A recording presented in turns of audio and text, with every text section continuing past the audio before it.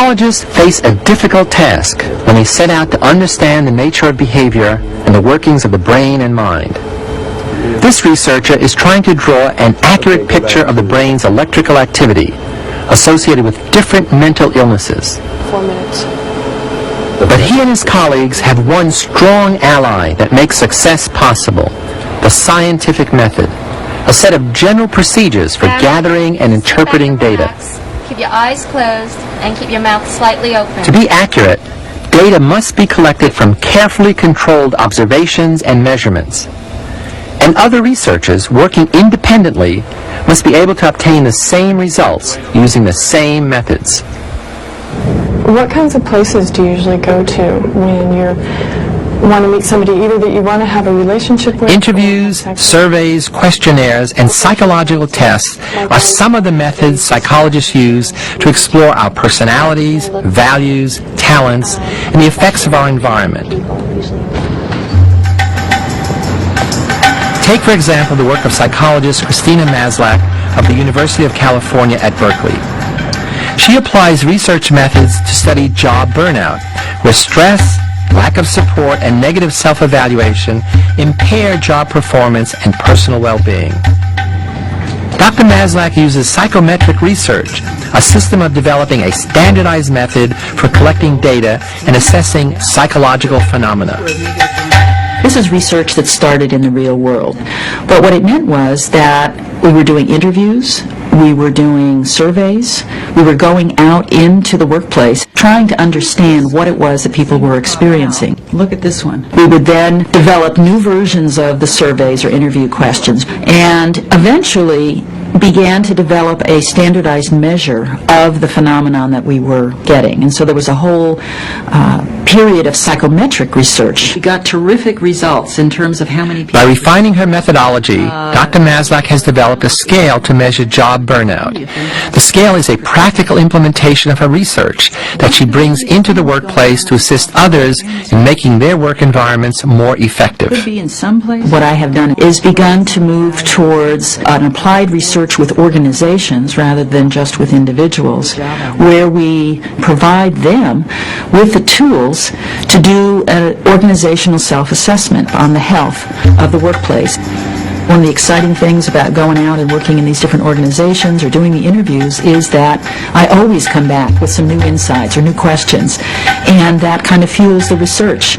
It's exciting to be able to see this process, this partnership go back and forth, so you think we're making progress. We're actually learning something that is making a difference for people.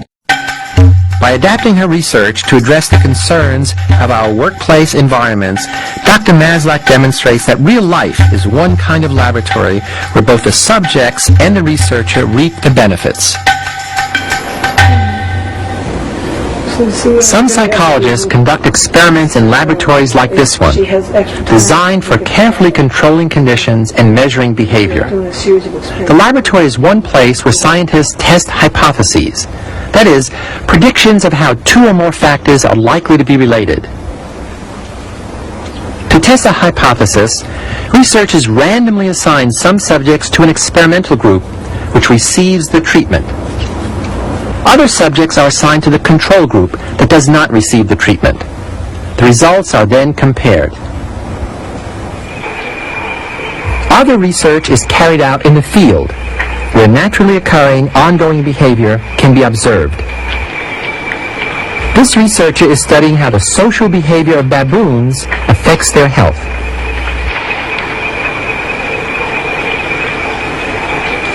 Looks like an FB-111. Psychological research is also conducted in locations as unusual as this Air Force flight simulator. One of the most important tasks you can be asked to perform as a fighter pilot is to visually identify features and markings on another airplane. If you'd look at the aircraft, cover your left eye and read what you see, please. All right. F, D, T, L, T. Wherever it happens and whatever methods are used, basic psychological research carried out scientifically gives us a good shot at the truth. And if we understand how these researchers separate fact from fiction, perhaps we too can avoid some of the pitfalls of faulty reasoning and unwarranted conclusions in our everyday lives. The point here is not to make you all practicing psychologists, but to make you better consumers of would-be facts and theories, especially those you take for granted. One of the most remarkable things about us humans is how many of our beliefs we accept without question. These beliefs form a subjective reality that can influence how we perceive the world. They can affect our everyday plans, whom we choose to associate with and trust, and even our health.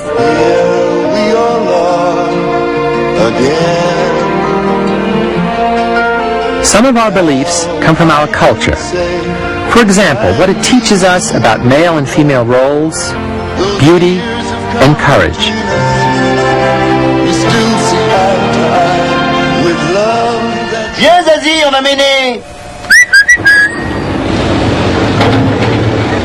And each culture has its own belief systems and sense of humor.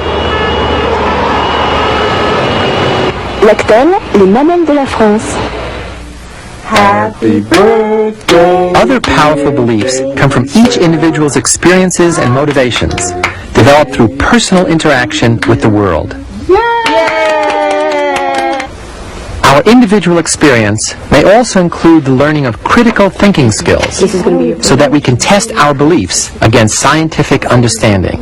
What did you decipher? The main ideas from what you read? They danced around the fire, louder and louder and faster and faster.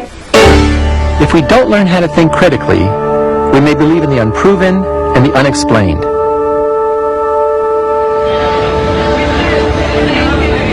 Or become willing recruits in a never-ending stream of religious, social, and political cults.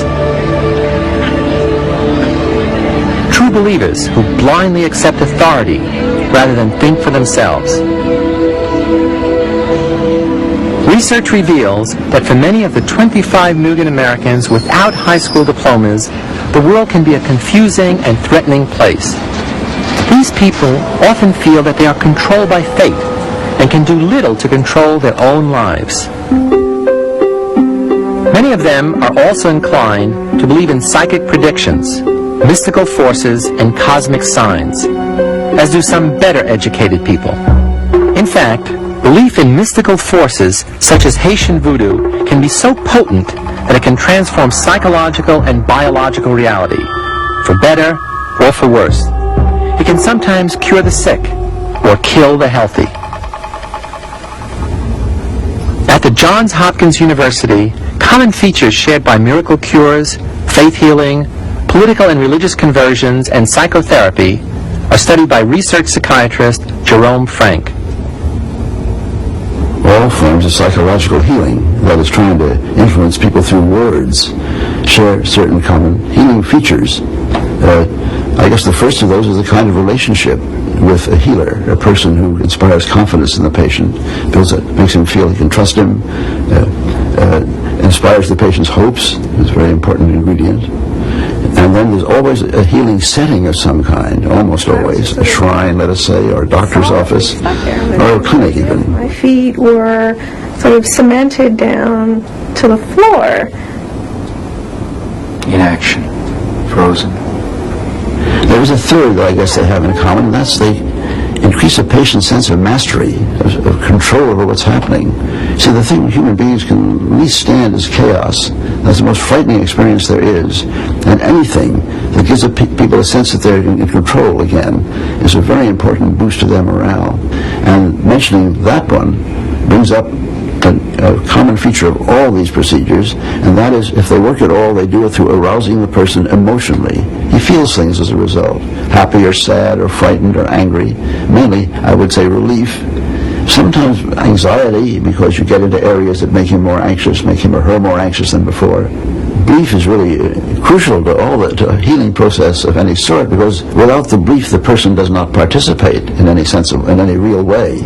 They may go through the motions, they may listen politely, as many patients do, but nothing happens to them unless they really believe that this can help them. Sometimes it is the power of this belief that a treatment will work that results in the cure, and not any special power of the supposed treatment itself. The scientific term for this phenomenon is the placebo effect.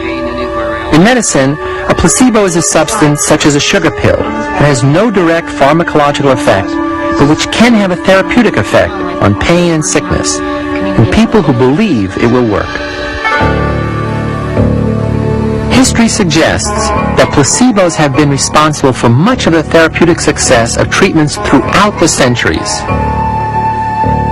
In ancient Egypt, patients were often treated with lizard's blood and crocodile dung.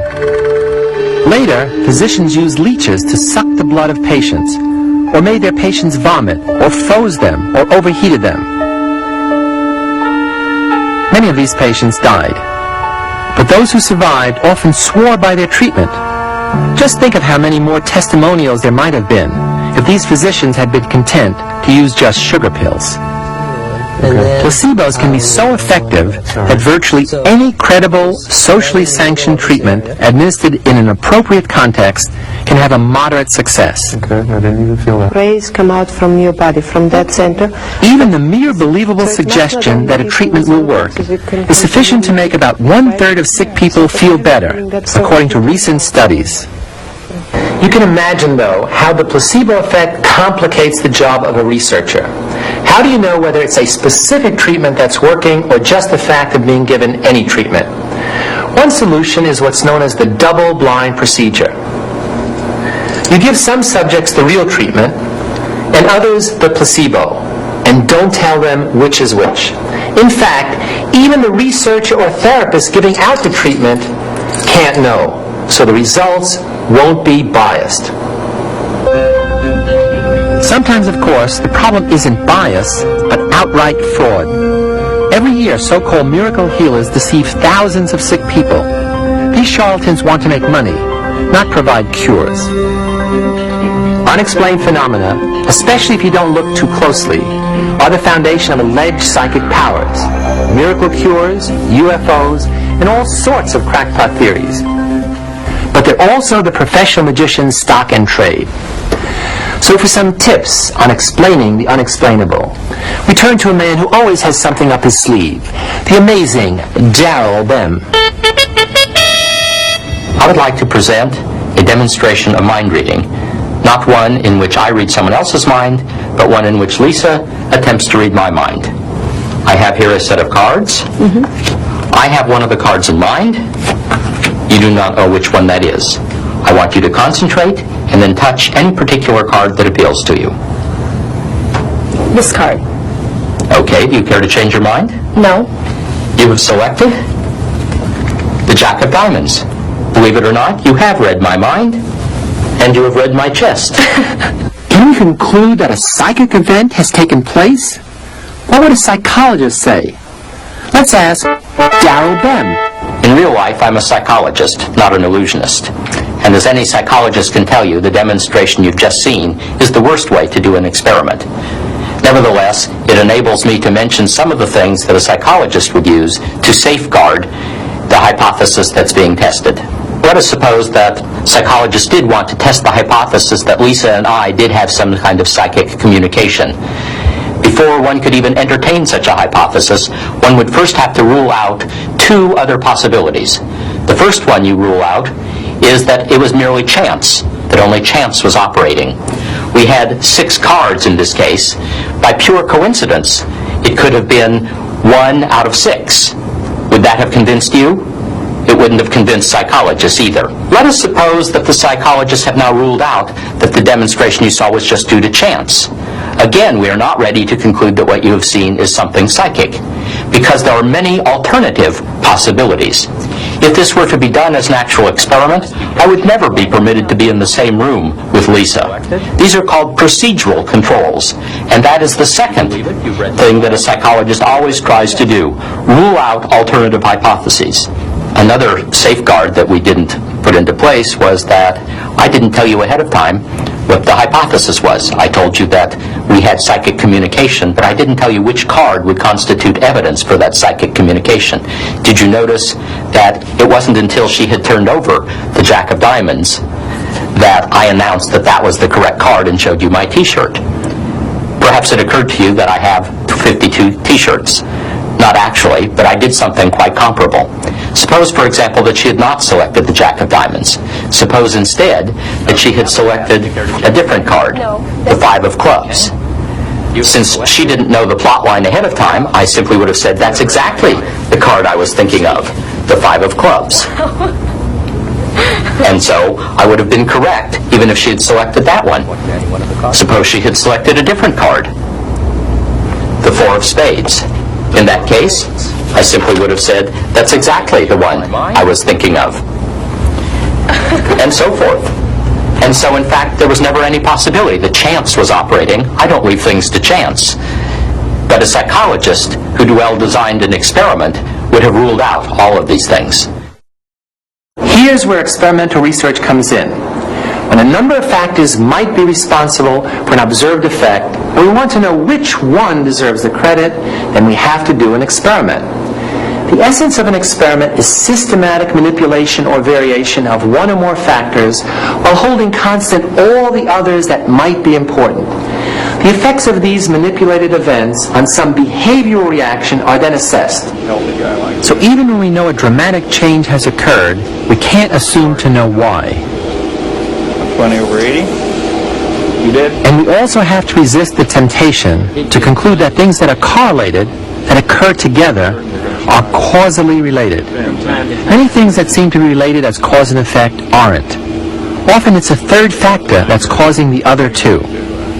For instance, when we learn that children's grades on achievement tests go down as the number of hours they spend watching television goes up, we can't conclude that TV causes bad grades, or that the key to better grades is parents turning off the TV set.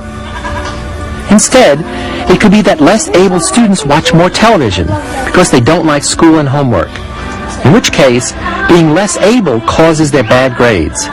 Good students may also watch a lot of TV. Another potential problem in analyzing data comes from using small samples to draw significant conclusions. At the moment, no, the phenomenon at this point. The phenomenon itself, if you could demonstrate it reliably. Psychologists typically measure a few responses of a small number of subjects in experiments and try to infer something important about human or animal behavior in general. Seems like a lot cleaner than it was. To reduce the possibility of errors, researchers start out with a sample of subjects that is representative of the larger population from which the sample was drawn. The best way to assure this is to draw randomly, by chance. Otherwise, the research may be seriously flawed. Consider Women and Love, a controversial study of women's attitudes towards sex and marriage, which made headlines across the country. According to the author of the study, Cher Haidt, 98% of married women said they were dissatisfied with some major aspect of their relationship, and 75% said they had had extramarital affairs. But only 4% of the women who received Haidt's survey had mailed in their responses. And these women may well have been motivated to reply because they were unhappy, making the sample hopelessly biased. When the same questions that Cher Haidt asked were posed to a sample of women who were randomly selected, the results were very different. According to a survey by ABC News and the Washington Post, 93% said they were satisfied with their relationships, and only 7% reported having affairs. So beware of science-coded journalism. The numbers are used to convey the aura of science, but the methods used to collect them are flawed. And while we're at it, let's beware of pseudo-scientific technology as well. This is a polygraph test, better known as a lie detector test. Every year, over 2 million Americans take one. But does it work? Another irrelevant Psychologist Leonard Sachs of Boston University is an expert on the use and misuse of polygraphs. Unfortunately, hundreds of thousands, millions of people are subjected to these tests. It determines whether they get jobs, it determines whether they go to jail, it determines whether they get custody of their children, it determines whether they can work in the most important positions in our government, in the most sensitive positions in our government. And the problem is that the test doesn't work. It's not a valid test. It can be defeated. It can be wrong. Is today May 26th? Yes. The instrument that's used is a polygraph, measures some very simple measures of what's called autonomic arousal. Person's heart rate, person's sweating, and the rate of breathing. No. The tester asks a number of control questions where the subject is assumed to tell the truth. The subject's arousal is then compared to his arousal in response to relevant questions where he may be lying. Have you ever taken something that didn't belong to you before? No.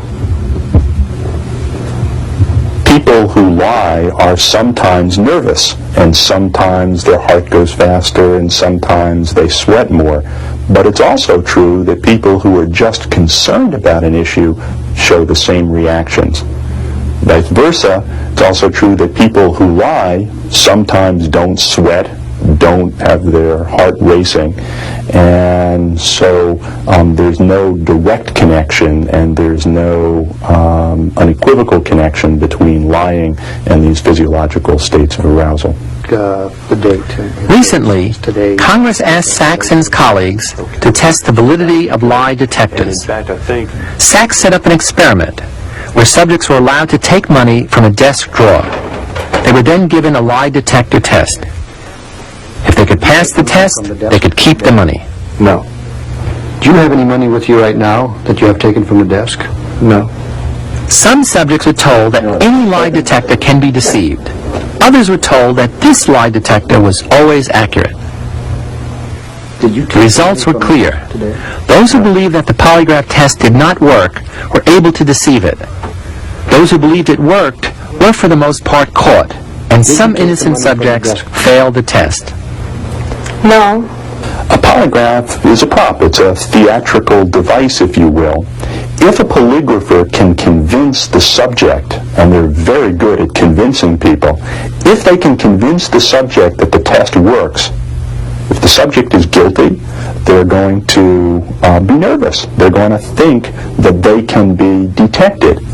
If, on the other hand, the subject knows that this is just theater, that the polygrapher can't really tell what they're thinking, they're not going to be afraid. They're not going to be nervous about being caught.